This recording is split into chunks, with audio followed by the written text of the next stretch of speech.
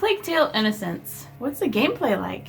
You're always throwing something. You're using a sling to throw a stone to hit a guard, or you're using a sling to throw a stone to break a pot so that you can sneak past a guard, or you're using a sling to throw a stone to hit a torch to make it fall on the ground to make rats scurry away. Oh, there's one more gameplay. You pick up a torch and you swing it back and forth to make rats scurry away. Is the story well presented? It is very well presented. Graphically, it's beautiful. Did you like the story? I did for the first 5 hours, and then it started to drag. Because it took place in France, I tried to play it the French language on in English subtitles, and usually when I do that for any kind of foreign media, it makes it more immersive for me, whether it be anime or Criterion Collection or another video game. Despite listening to it in French while reading English subtitles, how incredibly unimmersive it eventually got. Like, the characters became very boring. They would do things that didn't make any sense, and there was a lot of drama for drama's sake in the story.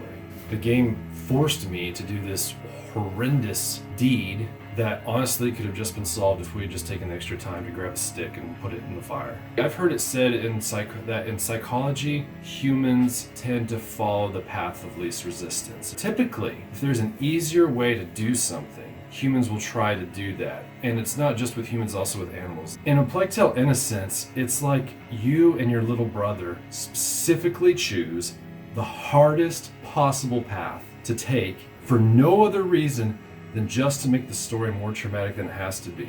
For example, you're supposed to find the aqueducts. You see the aqueducts way in the distance. A battle had just taken place in a field right near those aqueducts. You could have gone around the battlefield and followed the aqueducts to where you needed to go. But no, what do you and your little brother decide to do? You have to walk through the mud, tripping over dead bodies, getting blood all over your shoes and clothes, watching out for rats that are feasting on these dead bodies. Why? For no other reason than to make the story more melodramatic than it actually was. And after a while, it just got ridiculous. I think the part in the game that really for me was like, okay, I'm just emotionally disconnected from these characters, was when they have all this pretty scenery around you, but they're kind of railroading you down this one path. And there's these rats that are coming at you, so you pull out your torch and you're waving them back. And at the end of the hallway, you have to make a left.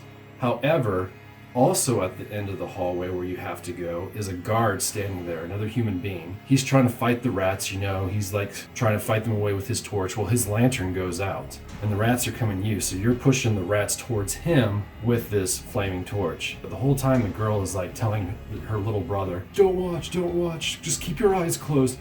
And then you, with your torch, you force those rats down this narrow hallway and get them to surround this other human being so that they can eat this other human being to death, just so that you can turn left down the hall and go on. Even though there was plenty of opportunities, if it had been programmed for it, there was plenty of opportunities for you to go around that path. Because they're playing, the sad, dramatic music. This is so manipulative and so overly dramatic. They're like, I want you to cry. I want you to cry at this part. Yeah, and you're just like, long story short, I didn't like the story.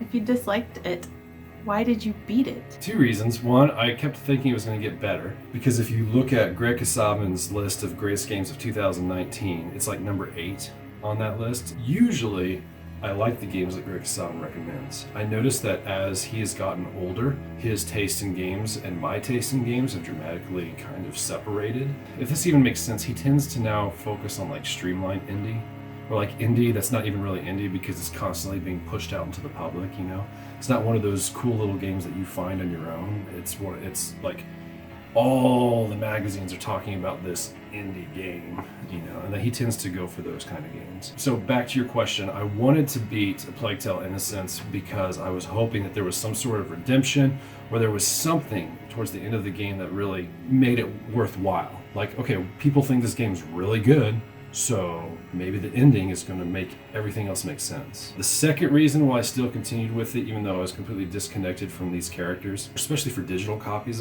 of games, I typically don't like to pay more than $15. And I paid $25 for this game. I was kind of like, I spent all this money on this game because it looked awesome. There's just constant illusion of freedom that's not there. Some people will like that because it's definitely more of a narrative-driven game than a game.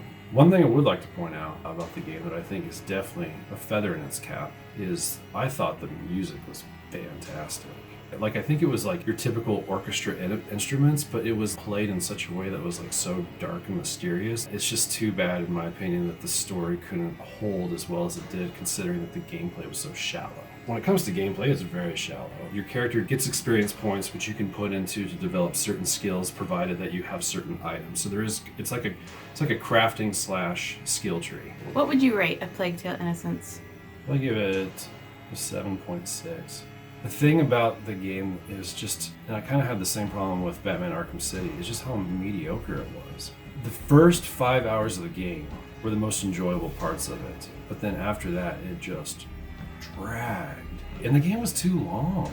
Every time I thought we were getting close to the ending, there'd be like another 5 to 10 hours of gameplay after it, and it just never would resolve. It wasn't bad enough to be a bad game like a 5 or a 6, but it just wasn't good.